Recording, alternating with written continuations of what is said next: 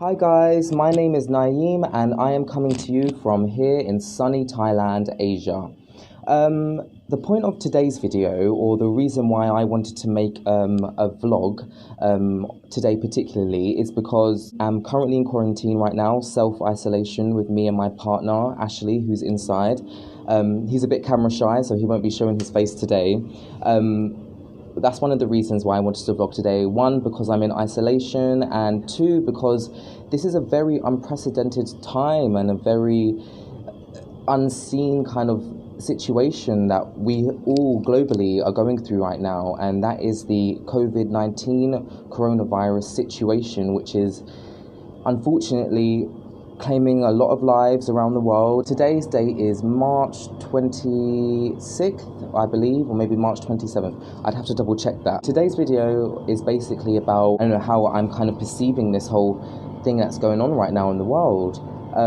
As I said before, I'm in Thailand, and I guess we are about almost 3 months into this whole global pandemic and its ongoing effects throughout the world. A little bit of an update, I will say that from yesterday, which was Thursday, the Thailand government and the Prime Minister Prayut Chan-o-cha, I hope I'm saying that correctly, declared a state of emergency within the last 24 hours, which basically means that no international foreigners or no international tourists are able to enter the country. And I'm not too sure if it's vice versa or whether that we are able to leave. Now, he hasn't prohibited movement within Thailand, so you are able to still move freely amongst the different places that you can visit, but he doesn't advise against big gatherings. I'm sure all of you know this by now, but groups more than 2 people, touching your face, just very big social atmospheres are prohibited basically. And that goes throughout the world, and not just in Thailand, but I know right now that the world is basically self-isolating. The word social distancing has basically popped up overnight, and now we're really realizing the effects of it. So many people are not being able to leave the house. Certain people aren't able to go to work. I don't know, it depends from country to country, the kind of limitations of what you can and cannot do, but I do know a lot of people are not working right now, so that is also affecting every other sector too, including the finance sector, every single sector you can think of. So it's almost like a domino effect, a ripple effect, as to what's happening right now. And if I'm honest, it's quite scary. I haven't been panicking too much. Of course, I've been updating myself every day, waking up.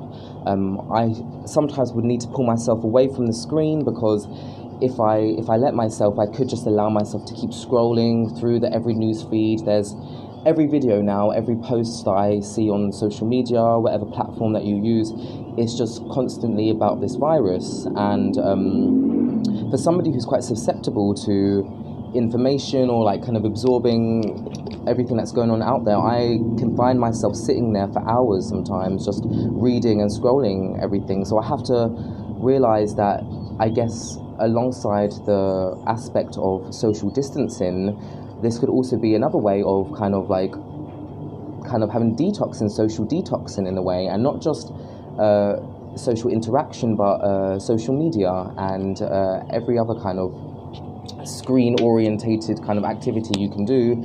I think that's also, maybe we could use this time to detox from that. But I doubt very much so that the fact that we are all at home right now and we all are isolated within our confined spaces, that we're not probably going to want to put down the phones just yet. This is probably going to be one of our only sources of information. But I don't want to keep talking too rambly. I've got a few notes here, so I hope you guys can bear with me, because I try to structure this video so I can kind of stay on each point for as long as need be and not talk too long about everything. But so I looked at some websites today, and so far I won't make it too logistical for everybody, but worldwide cases right now are reaching almost 500,000. So yeah, there's 330,000 active cases. I feel quite morbid kind of giving these statistics, because I do realize that we've been bombarded with a lot of information of what's going on. So for me to sit here and reiterate the same kind of points that you've heard day in, day out would be maybe depressing a little bit. But I will say that, oh, who's this? We've got a bit of company here. Little interruption from my boyfriend here. That's Ashley in his like good and glory days, his underwear. It's very hot here today in Thailand. Again, I'm not going to be able to tell you the specifics of the day. I think it's the 27th. I'm going to say 27th. And it's really hot. It's like 35 degrees today. I literally, as soon as I step into the sun, it literally just melts me. I start dripping, melting like an ice cream as soon as I'm in the sun. So I'm quite relieved now that the sun is going down. It's about 5:30 here right now, and the sun's going down, and I'm liking it because I prefer more of a, cool kind of vibe. But yeah, so I'm going to not read you the statistics of everything that's happening. One thing we do know about the coronavirus is that the mortality rate is very low. Is that right? I think it's very low. So people, unless you're elderly, 65 and above, aren't going to be affected, or in life-threatening ways at least, by this virus. I would rather kind of focus on the psychological, maybe emotional kind of aspect. I know a lot of friends right now who are in a lot of different places, and it's quite funny because normally a situation like this is usually isolated to one region of the world, but you'll find that every country, everyone I know from each country that they are from are having to do the exact same thing. So we're all now self-isolating and having to really soul search and see what we're made of. Like, this is going to be the time where the phrase "I'm bored" will really kind of come into effect, and we'll see if anybody can use their time creatively and use this time to maybe self-search and dive within and find out a little bit more of what they're made of. So yeah, a few facts here, fact time. Some of the lowest cases in the world, some of the lowest cases of countries in the world that have been affected are Turks and Caicos, Somalia, Libya. So you see, we have a few. I've noticed that on the list there are a lot of African countries that have not been affected very much by the virus, and I know that a lot of scientists are, baffled or wondering why that might be the case. Who knows why that's the case? But Africa has been fortunate enough to miss a lot of the impact of this virus. We also have, which is quite interesting, we have Myanmar, I think that's Burma, Myanmar, and Laos, which are not very affected at all, and those are quite close to Thailand. So Thailand doesn't have a crazy amount of infected cases either. So Thailand, as of today, surpassed the 1,000 mark. There's been over 1,000 people now that have contracted the virus. Where is it? That's it. There's been 111 new cases of today and only 4 deaths, which is optimistic. That's really good because, as you know, China isn't geographically that far from Thailand, and Thailand is very it was visited by over 30 million tourists maybe last year or 2018 or something, and that's unprecedented. So people are coming in and out of Thailand all the time, and the fact that it's so close to China, the epicenter of the virus, is almost quite miraculous that Thailand's numbers aren't even higher. So we're quite lucky. I'm not too afraid right now. A lot of my family members who are back in the UK and a lot of my friends, they were worried about me and my boyfriend traveling here. They were like, "Oh no, you're going right to the heart of the danger. That's the epicenter. You probably should cancel the trip. Now's not the best time to travel." And that probably would have been the best part of advice if nothing had changed. But right now, it's worse in Europe than it is in Thailand. So everybody thought that we were flying into the danger, but it looks like as though we was flying out of the danger, because now I'm more concerned about people back at home, whereas they were initially concerned about us coming here to Asia, but I'm actually legitimately concerned, if that's legitimately concerned, about my family and people I know. You know, I have a few older relatives over 65, and the thought of danger being so close to home is scary because we all watch the news our whole lives. We wake up, we look at our screens, and we always hear about disasters and like some sort of chaos or natural disaster that's happened around the world, and it never feels real because we always witness it through a screen. We witness the tragic moments, we witness some of the most beautiful things we've seen on a screen or through our television. So for something as apocalyptic as the coronavirus to kind of really feel like it's coming home, like really feel like it's on your doorstep, like it's real for everybody, and it's a scary situation because I'm sure a lot of people right now are thinking, is this the beginning of the end? Those people that are fear-mongering, or those people that are a bit pessimistic or things, they're probably thinking this could be the beginning of the end. But of course, it's not the beginning of the end. We've had SARS before, we've had MERS. I think Corona is a bit more dangerous than some of those past diseases that we've experienced as a collective. But I'm confident. Again, I'm not a scientist, I'm not an expert, but I'm confident that this will pass, and hopefully it will teach us a few lessons about how we conduct ourselves moving forward. I know after this that a lot of people are going to be washing their hands more than they ever did before. I know I'm washing my hands. I've always been a bit of a clean freak myself, so you don't need to ask me twice to wash my hands. I'm always available. If the Dettol's there, I'm going to use it. But I know that a lot of people now will probably be thinking of things that they never thought of before. I'm guessing particularly in China themselves, with the wet market and the selling and trading of exotic species and exotic animals around the world, I'm sure that's going to have a lot more limitations now. I've watched a few documentaries and a few clips here and there about some of the regulations that they're going to change now in China. Wet markets where the virus originally started from, in Wuhan, that's been shut, and I imagine that will never really open again after this. Could you imagine the market reopening after the virus? I think that's very unlikely. So you could probably say goodbye to certain ways that we deal with commerce and stuff. The way that the market environment, the unlimited, what's the word for it?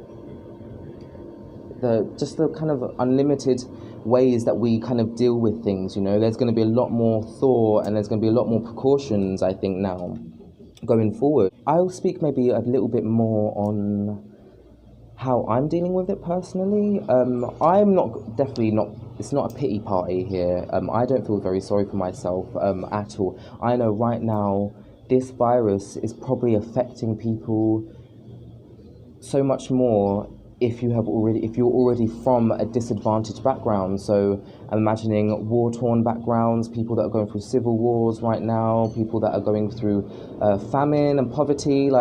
I'm from a first world country. I'm from England, UK. I'm privileged in my aspect to be able to afford myself certain safeties and precautions. Luckily, I'm here in Thailand and I have enough money to survive here. I have enough money to be able to live, but that's not the case for a lot of people around the world. And if you are already dealing with kind of other stresses from other areas of your life, like financial stress or underlying health issues, that's one of the major concerns about this virus, that is, if you already have an underlying health issue, then that is a double whammy in terms of the way that this virus can affect you. As we know that Italy, they're dealing not very well with the numbers, the death toll that has been coming out. I do believe that Spain here, if I check my list, Spain is very close behind in number of total infections sweeping across the country. So it's concerning. It's quite concerning, and apparently the UK, where I'm from, is on a close trajectory to follow Italy's numbers, and if that's the case, we can basically expect the death toll to rise, and that's something I do not want to kind of comprehend just yet. I'm used to seeing things or witnessing world events from home and through a screen, and to be kind of out and traveling during a time like this, of course, Social distancing is a priority for me. I keep myself at a meter apart from a lot of people. I use hand sanitizer and alcohol gel, and I wash my hands at every possibility I can. But when you are traveling, especially in Thailand, you can't help but obviously want to be in the sun. You want to be out and you want to be in the sun and you want to be soaking it up. What I will say is that this is the second day of self-isolation that we have properly practiced. Before that, we had just been making minimal movements, slowing down our travel plans. We had originally meant to be going to Vietnam. We'd been meaning to go to Hong Kong. Perfect time to go to Hong Kong right now, isn't it? We'd meant to be going to Indonesia and then Malaysia and a few other places too. All of those flights that we booked have been cancelled. So that's one point of thing. Never book that far in advance, because now we've lost out on maybe almost £1,000 having to just having these flights cancelled one after the other. So that's thrown a spanner in our bloody plans for the time being. But so what we're having to do now is basically kind of slow our movements down. We're staying in places longer than we anticipated. I'm currently on the island of Koh Samui in Thailand, and it's a lovely island, very popular with tourists. This is probably one of the most frequented places in the world, but you wouldn't believe me when I told you that the streets are empty here. Apart from the locals selling the food, human traffic is very low here. There's hardly anybody on the streets, and it's very unlike it for a place like Thailand. This place is very frequented all the time by so many people. Being here now, it feels almost as though we've discovered off the beaten path country where no one's ever been to before. Like, you have to really search for this place, when that's not the case. Thailand is a very popular place, but right now it's super quiet. There's hardly anyone on the streets, and I will say that the silver lining to this whole self-isolation thing is that it feels quite nice traveling where there's not a lot of people and it's quite quiet, and you get more chances to interact with the local people around here. I found myself having a lot more conversations with people that just live nearby, people that are from here, that were born here. Not that I didn't interact with those people before, of course, but normally in Thailand you're surrounded by tourists and you're surrounded by people from so many different countries, and those countries are often like European countries and like Australia, America, everywhere you can think of, and you have to really kind of fight your way through if you really want to kind of get to know the real local people here, which has been really nice doing that. Like, food here is ridiculously cheap. You can buy a massive plate of fried rice or spaghetti carbonara for about £2, and that's a good price if you ask me. I often say that in London I am not so rich, but in Thailand I am a wealthy man. So yeah, that's a little bit of a positive distraction during this whole situation that's happening right now. I mean, this whole corona experience, I've been one of those people that have been saying, oh no, it's fine. Like, of course I took the advice of the social distancing. Now I'm starting to realize what solitary, not confinement, well, because I'm not alone, I'm also with my partner Ashley, but I'm realizing the slower pace of life now. In England, I wasn't exactly the most outdoorsy person. The sun is going down now. I'm happy about that, because the sun has been extremely hot today, 35 degrees, and it's been a lot to handle. So the fact that the sun's down now, I'm very happy about. The ecological ramifications, that's one thing. It's quite interesting that the silver lining here with this whole pandemic is that it took something this serious, it took something so severely drastic for us to kind of lower our effects on the planet. Like, as you know, I know you've seen the pictures, but right now in Venice, the canals have never been as clear, the water is blue as ever. CO2 in China has lowered immensely, and we know that China is a major factor in carbon emissions across the world, so the fact that their CO2 levels are lowering is crazy. So I'd like to maybe point out the silver lining in all of this and realize that we don't have to wait until something is. We don't have to wait till death is on our doorstep to basically take action. Like we don't need to be forcibly stopped before we need to realize that we have to. So the fact that CO2 levels are lowering, and I'm guessing in a lot of parts of the world now, like could you imagine how many cars are not on the street there, and that is a good thing. So I wouldn't recommend quarantining exactly, because that's almost kind of communist, but I would say maybe once a year everybody should have 2 days where, I think that's the most that we could handle, but maybe 2 days where there's almost zero emissions kind of effect happening, like where nobody should be using things. Now, do you know what? Let me just stop. That's the funny thing about it, like maybe recommending that everybody stay home 2 days a year to help the CO2 in the atmosphere lower, or to help climate change is, I don't know if that's maybe a bit authoritarian, because that's the aspects that we are kind of witnessing right now.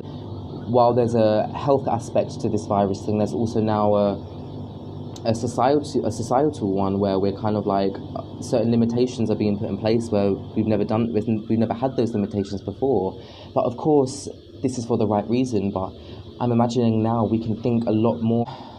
I'm sad, but the thing is, there's been no time to be sad, because with the updates coming out hourly, there's something happening every day, every 12 hours. There's almost no time to kind of allow yesterday's news to sink in.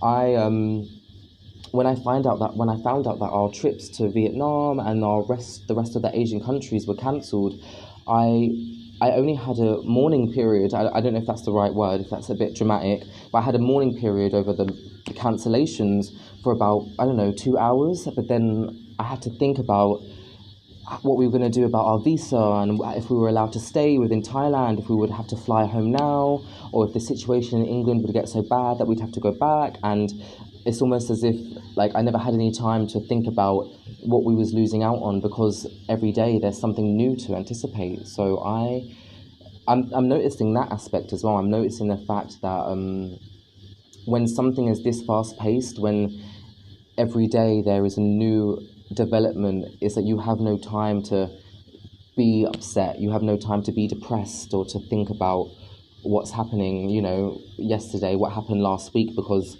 today, now is what matters to everybody. Now you have the world's eyes looking, waiting to see what's going to happen next, if this will dissipate. And I'm just really praying, I don't know about praying, because I don't know if I pray, but I would say I'm sending good energy, and I'm thinking, I don't know if that's going to do anything, what anyone's energy can do, but the older people, our elderly relatives, anyone above 65, anybody with pre-existing medical conditions, these are the people that I am worried about. And I hope that we don't F everything up, Like, I've made sure to take this self-isolation thing seriously now. Like, before, I was taking it seriously, I was keeping my distance, but now it's almost like I would feel like I'm not doing my part, or I'm doing a disservice if I do not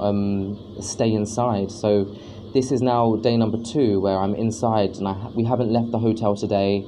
We've only went to the 7-Eleven just across the street to get the essentials, and other than that, we've been inside the hotel. If you guys could see the sky right now, you'd see that it's really beautiful. Maybe I'll give you guys a little look. So this is the beautiful property. I think it's beautiful because of the colours that Thailand uses. They don't shy away from bright colours. They love their greens, they love their reds and their oranges. And I hope they don't mind me filming their property. And here's the sky. It is a lovely pink and purple right now.